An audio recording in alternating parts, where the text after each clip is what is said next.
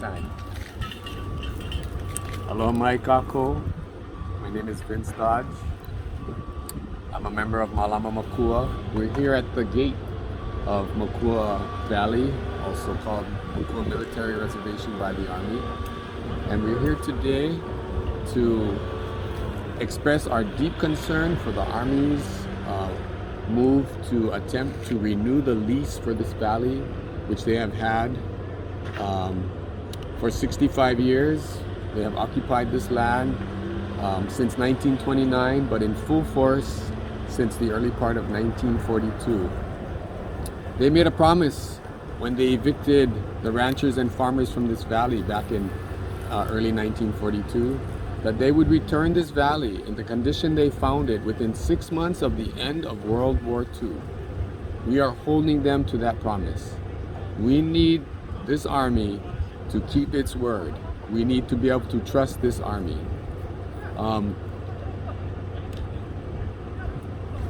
One soundbite. Sparky.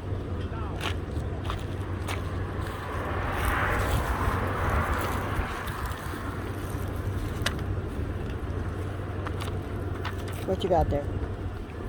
This is part of the story. Okay. Ready? Ready. Okay. Sparky Rodriguez, Malama Makua. One of the kupuna that ended up going to Lelehua golf course last night. We took an hour and a half through traffic from Waianae to get to the Wahiawa area, to get onto military controlled land, which is that golf course, to find out that the meeting was canceled. Not canceled completely, it just was canceled for the site we were at. And then we find out once we get there that it's ending. I mean, we have no one to talk to, no one to give testimony to, and we can participate online. I was there to complain about having kupuna from the different communities impacted by their efforts to renew the lease to have discussion in Wahiawa. If you can talk about Waianae, you do it in Waianae. If you can talk about Kahuku, you do it in Kahuku, not in Wahiawa. So this constant effort to gain trust in the community turns out to be a lie or manipulation or a strategy to get what they want.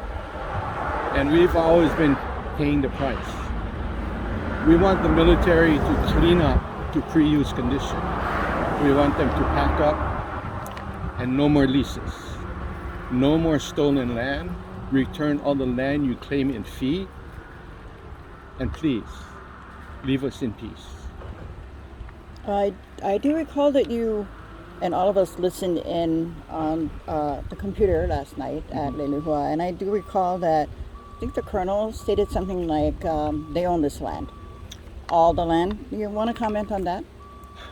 And I've seen several different maps where within Makua there's TMKs or property ID, and there's some belonging to the county, some belonging to the state, some the U.S. claims. The part that offends me the most is all the Kuleana lands that's in Makua have been claimed by the Army in fee. Now, how do you get Kuleana land legally? You don't. You can't. And under all of this fee illusion is the undivided interest to land use and land ownership within every Hawaiian. And it doesn't matter how much blood you have. It's not a 50% quantum issue. It's a one drop of blood, Hawaiian blood, makes you one of them owners. And over the last, it's going to be 100 years that they will have used Makua. And the first bullet, first bomb that didn't explode is still here, degraded into our environment.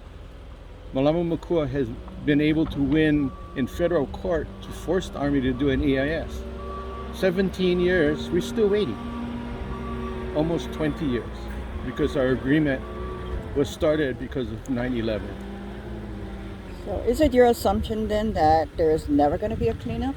Oh, there's going to be a cleanup, no matter what. And the thing is, if we get the land back in this condition, yes, Koholavi, they had 400 million to spend to clean up. It was spent on helicopter rides for dignitaries, not on cleanup. And when they ran out of money, they walked away.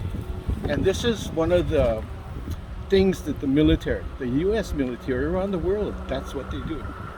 When they gotta leave, the budget ends, they're gone. They don't clean up nothing, and and the community is the one that suffers. So who's cleaning up Ko'olawe now? Not the military, not the Navy. We left all of their stuff there, and slowly we're building it back to the point where we can live off the island.